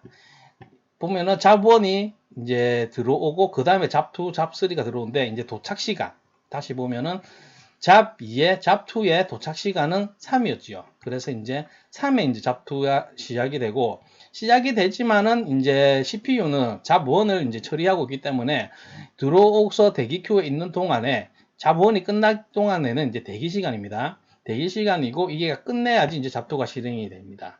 그 잡3도 마찬가지. 이런 식으로 이제 그 줄을 달리 해가지고 간트 차트를 그려줘야 되고, 그렇게 되면은 이제 그 반환 시간 같은 경우에는 이제 대기 시간과 실행 시간을 모두 합친 값입니다.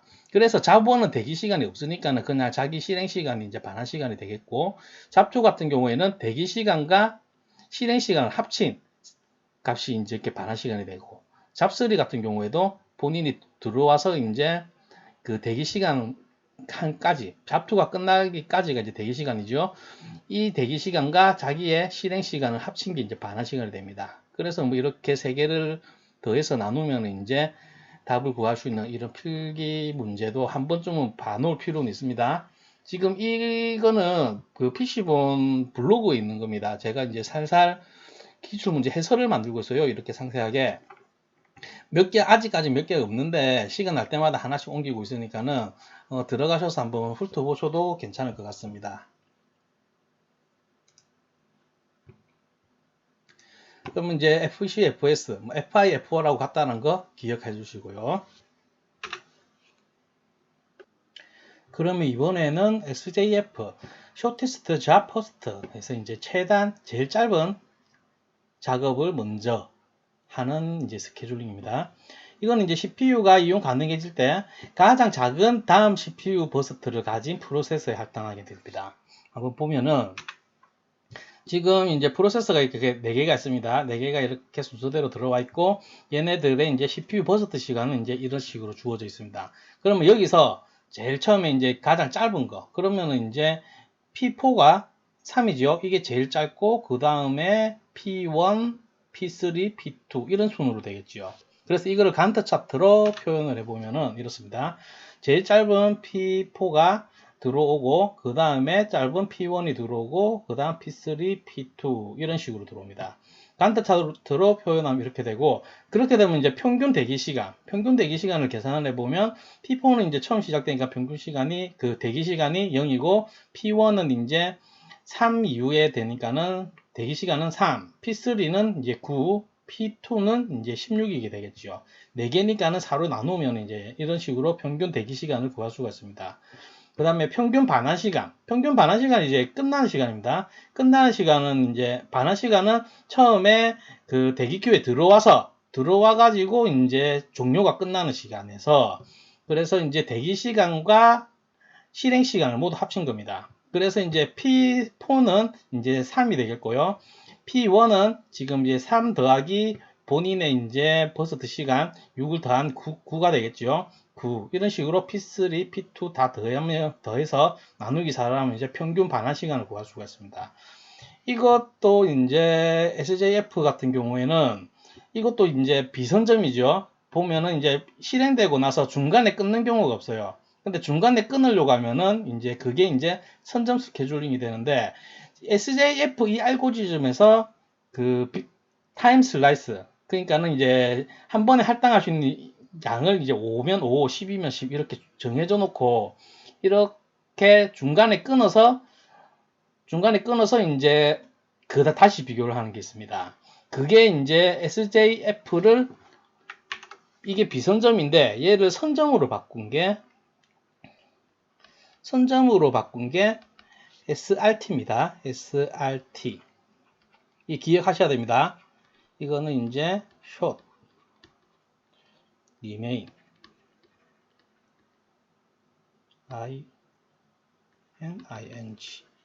remain first. 그래서 이제 SRT 같은 경우에는 얘에서 이제 비선점인 SJF에서 이제 비트 슬라이스 개념을 넣어서 이렇게 된 겁니다. 그러면은 처음에 들어와 가지고 얘가 한 번씩 할당을 하고 나면 제한을 둡니다. 5면 5, 10면 10 제한을 걸어놓고 다 안 끝내더라도 거기서 이제 스탑 시키고 거기서 이제 제일 짧은 거 남은 게 제일 짧은 거를 넣어 가지고 실행시키고 옵니다. 그래서 SJF를 살짝 바꾸가 선점으로 바꾼 게 SRT라는 것을 기억해 주십시오. 그래서 기출문제를 이거는 간단해서 두 문제를 보면요. 작업이 끝나기까지의 실행 시간이 가장 적은 작업을 먼저 실행하는 스케줄링은 무엇인가? 끝나기까지의 실행 시간. 지금 방금 공부한 SJF가 되겠지요. 그냥 SJF 이렇게 적어주면 됩니다. SJF 스케줄링. 스케줄링이 무엇인가 했으니까 이거는 생략을 해도 될 것 같고 SJF만 써주면 될 것 같습니다. 그 다음에 이거는 스케줄링 기법 중에서 다음 설명에 해당하는 것을 쓰시오. 먼저 이제 SJF 기법을 선점 형태로 바꾼 것. 선점 SJF 기법이라고도 하고 현재 실행 중인 프로세스의 남은 시간과 준비 큐, 상태 큐에 새로 도착한 프로세스의 실행 시간을 비교해서 가장 짧은 시간을 요구하는 프로세스에게 CPU를 할당하는 기법이다. 준비 상태 큐에 있는 각 프로세스의 실행 시간을 추적하여 보유하고 있어야 하므로 오버헤드가 증가합니다. 계속 이제 그 실행 시간을 계속 감지를 해야 되니까요. 그래서 이거는 이제 방금 제가 설명드린 SRT가 됩니다. SRT. 이렇게 적어주면 되고, 얘 약자는 short, remain, remaining first. 기억하십시오. SJF를 선점 프로세서로 변경한 게 이제 SRT라는 거. 이렇게 기억하시면 됩니다. 이번에 살펴볼 것은 이제 라운드 로빈입니다. 그 RR 이렇게 표기하면 됩니다. 라운드 로빈. 얘는 뭐냐? 이것도 간단합니다. FCFS 아까 처음 봤던 FCFS는 이제 처음 온 거를 이제 처음 처리하는 거죠. 이거가 기본적으로 똑같은데 여기에 이제 프로세스들 사이를 옮겨 다닐 수 있도록 이제 선점이 추가됩니다. 이 선점이 바로 이제 타임 슬라이스입니다. 이거를 이제 시간 할당량이라고도 부르고 타임 슬라이스라고도 부르는데 이런 단위의 시간을 정의하는데요. 우선 라운드 로빈의 특징은 이런 식으로 이제 프로세스 사이를 이제 옮겨 다닐 수 있다. 이게 이제 문맥 교환, 컨텍스트 스위치. 이런 걸 의미하고요. 이렇게 이게 가능하고요. 문맥 교환이 가능하고 그 다음에 이제 이런 거는 시분화 시스템에서 많이 쓰이겠죠. 아무래도 이거 했다가 저거 했다가 요거 했다가 그러니까 하나를 마무리하지 않고 정해진 시간만큼 처리하고 그 다음에 다른 거 처리하고 또 처리하고 이런 식이거든요. 그래서 한번 살펴보면은 프로세서가 이렇게 있고 이제 CPU 버스트 시간이 각각 이렇게 있습니다. 그리고 한 개 더 있죠. 이 타임 슬라이스 시간 할당량이 4라고 주어져 있습니다. 그러면 이거를 어떻게 처리를 하냐? 제일 먼저 이게 순서대로 들어온다고 쳐고 제일 먼저 P1을 먼저 처리하겠지요. 그런데 이제 시간 할당량 타임 슬라이스만큼 실행을 하고 나서 그때까지도 종료가 안 되면은 얘는 대기시켜 놓고 그 다음에 그러니까는 아까 프로세스 이제 상태 전이에서 대기 상태로 보내는 거죠. 그 다음에 다른 것을 디스패치해서 P2를 디스패치해서 실행시키고 끝나고 이렇게 돌아가면서 하는 것. 이거를 이제 간트 차트로 보면은 처음에 P1이 들어오죠. P1이 들어오면은 이제 4초 동안 처리를 합니다. 4초 동안 처리를 하는데 여기서 이제 다 종료를 안 하고 이제 타임 슬라이스가 4기 때문에 얘는 대기 상태로 두고 P2를 처리합니다. P2는 이제 버스트 시간이 3초밖에 안 되니까는 3밖에 안 되니까는 처리를 하고 7초에 끝나고 7에 끝나고 P3가 들어오겠죠. P3도 이제 3밖에 안 되니까는 3만에 이제 끝내고 그 다음부터 P1에 할당을 하고 할당 쭉 가는 겁니다. 이런 게 이제 라운드 로빈입니다. 그래서 이제 지금 라운드 로빈의 대기 시간과 반환 시간을 한번 구해보면요. 대기 시간이 조금 애매합니다. 대기 시간은 이제 여러 번 실행되기 때문에요. 타임 슬라이스 때문에 이런 시분할이 되기 때문에 여러 번 실행되기 때문에 대기 시간은 이제 마지막에 실행될 때 P1을 보면은 이제 마지막에 실행될 때 이때지요. 이때가 시작할 때가 이제 10이었고 그 이전에 종료됐을 때 P1이 이제 이때 타임 슬라이스 때문에 4에서 종료가 되었죠. 이 사이의 시간이 대기 시간으로 칩니다. 그래서 P1은 이 10에서 4를 빼서 이제 이게 대기 시간이 6이 되겠고, P2는 4. 이거는 이제 한 번밖에 안 됐으니까 그냥 이 대기 시간은 이제 이 앞에 시간만으로 계산하면 되고, P3도 마찬가지 7이 되겠죠. 평균 대기 시간은 3개 더해서 3으로 나누면 되는 거고, 그 다음에 반환 시간 같은 경우에는 별로 이때까지 봤던 거랑 같습니다. P1 같은 경우에는 이제 종료 시간, 이제 30, 이게 반환 시간이 되고요. 들어와서 종료된. 그 다음에 P2 같은 경우에는 이제 0에서부터 7까지, 이게 이제 반환 시간이 되고, P3는 0에서부터 10까지, 이게 반환 시간이 되겠지요. 오타가 있네? 반환. 그래서 이거의 반환 시간을 구하면, 3개를 더해서 3으로 나누면 이렇게 반환 시간을 구할 수가 있습니다. 그러면 기출문제를 한번 보면요. 다음 특징을 갖는 잡 스케줄링의 방식이 무엇인가? FIF식으로 디스패치가 된다. 디스패치는 이제 FIF식으로 디스패치가 된다. 이 말은 이제 먼저 들어온 놈을 먼저 패치시켜서 실행을 시킨단 말입니다. 그러면 FCFS랑 똑같아지는데, 그런데 타임 슬라이스에 의해 제한된 시간이 타임 슬라이스의 그 개념이 있는 겁니다. 이게 이제 제한된 시간이 소요되면 대기 리스트의 가장 뒤에 배치가 됩니다. 방금 봤듯이 시스템이 이제 대화식 사용자들에게 적절한 응답 시간을 보장해줘야 하는 시분할 시스템이 효과적이고요. 그 다음에 시간 할당량이 너무 작으면은 시스템은 대부분 시간을 프로세스의 스위칭, 프로세스끼리 이제 바꾸는 과정입니다. 이거에 소비하고 실제 사용자들의 연산은 거의 못하는 결과가 초래한다. 그래서 이제 타임 슬라이스가 너무 작아도 좀 안 좋다. 근데 할당 시간, 타임 슬라이스가 너무 충분히 크면은 FIF와 비슷해지고 할당량이 작은 프로세서들이 기다리게 되어 평균 대기 시간이 이제 증가하게 됩니다. 이거는 지금 공부한 라운드 로빈이 되겠죠. 라운드 로빈. 이렇게 R 써주셔도 되고요. 영어로 그냥 라운드 로빈. 이렇게 써도 되고 한글로 써도 되고 뭐 이렇게 쓰면 됩니다. 그럼 이번에는 HRL입니다. Highest Response Ratio Next. 뭐 이거 약자인데 이거는 별거 없습니다. 우선순위입니다. 우선순위. 대기 시간과 실행 시간을 이용하여 우선순위를 정하는 방식인데 딱 공식 하나만 외우면 됩니다.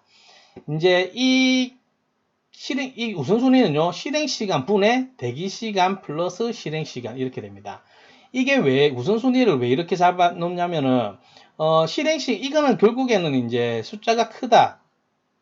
실행 시간이 긴 거는 좀 뒤로 가겠지요. 분모니까는 뭐 분자에도 있지만은 좀 실행 시간이 긴 거는 좀 나중에 처리를 하는데 이렇게 되면 이제 덩치가 큰 프로그램은 영원히 실행이 안 되는 경우가 있어요. 그거를 대비해서 대기 시간을 넣어준 겁니다.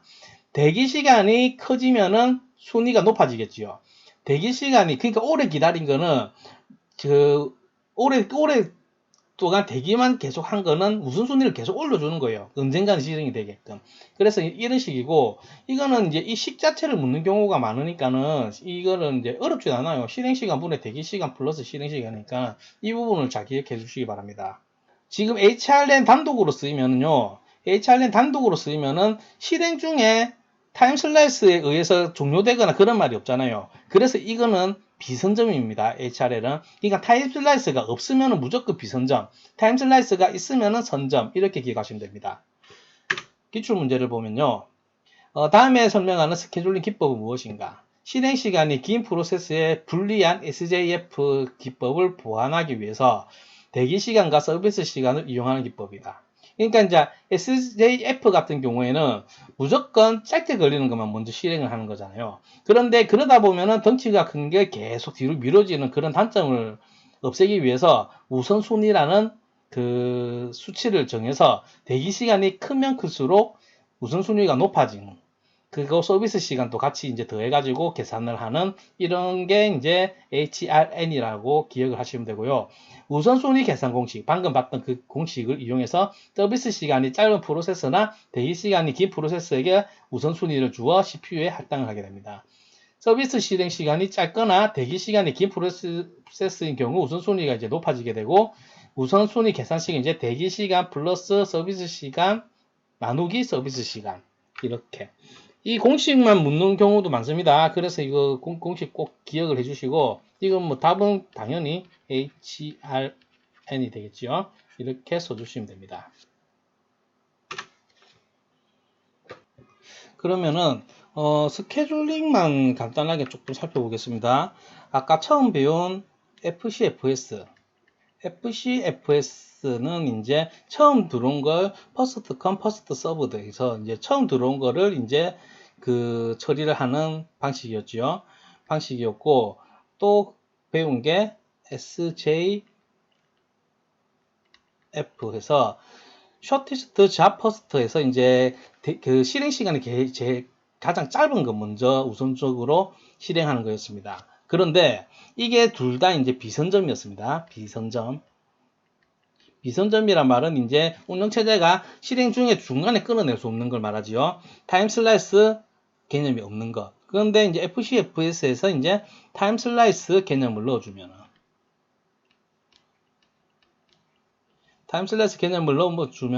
이게 바로 라운드 로빈이 됐죠. RR. 라운드 로빈이 되고 SJF에서 타임 슬라이스 개념을 넣어주면은 S short remaining first에 T가 들어오네. SRT입니다. 이 타임인가? 어쨌든 SRT. SJF에서 이제 타임 슬라이스 개념이 들어가면은 SRT가 된다는 거. 지금 나오는 건 이게 다거든요. 여기서 이제 HRN이 또 나오죠. HRN 같은 경우에는 우선순위. 중요한 건 공식은 실행시간. 실행시간에서 대기시간 더하기 실행시간. 이러한 공식의 우선순위를 구해서 이제 우선순위가 높은 걸 먼저 구하는 게 이제 HRN이었죠. 이거는 당연히 비선점입니다. 비선점. 이 정도만 아시면 됩니다. 그 프로세스 스케줄링에서는 뭐 이 정도만 알면 되니까는 이렇게 서로 이제 어떻게 선점과 비선점 외우지 마시고요. 선점, 비선점 외우지 마시고요. 알고리즘 이해를 하시면 돼요. FCFS에서 선점으로 바꾸면 라운드 로빈, SJF에서 선점으로 바꾸면 SRT. HR에는 이런 공식이 존재한다. 이렇게 되면 되겠습니다. 원래 이 수업을 하나로 만들려고 했는데 양이 길어져 가지고 지금 남은 것도 많거든요. 운영체제 부분에서 남은 부분이 많아서 지금 앞에 인트로 부분이랑 이 마지막 멘트 부분은 이제 새로 찍으면서 이제 나눠서 올릴 겁니다. 다음 시간에는 이제 시스템 소프트웨어 파트 2가 되겠고요. 다음 시간에 배울 부분은 먼저 지금 이제 주기억 장치 관리, 주기억 장치. 여기서는 이제 페이징 기법이 나오죠. 페이징 기법이 주로 나오고 뭐 캐시 메모리라든지 그런 게 나옵니다. 그 다음에 보조기억 장치. 보조기억 장치 관련해서는 제가 그 컴퓨터 구조 부분에서 좀 넘길 부분은 운영체제로 넘길 부분은 넘겨가지고 그 부분을 이제 보게 될 겁니다. 보조기억 장치에서는 이제 여기다 디스크 스케줄링이 중요하게 나오고요. 그 다음에 최근에 기출됐기 때문에 어쩔 수 없이 레이드에 대해서 배워보겠습니다.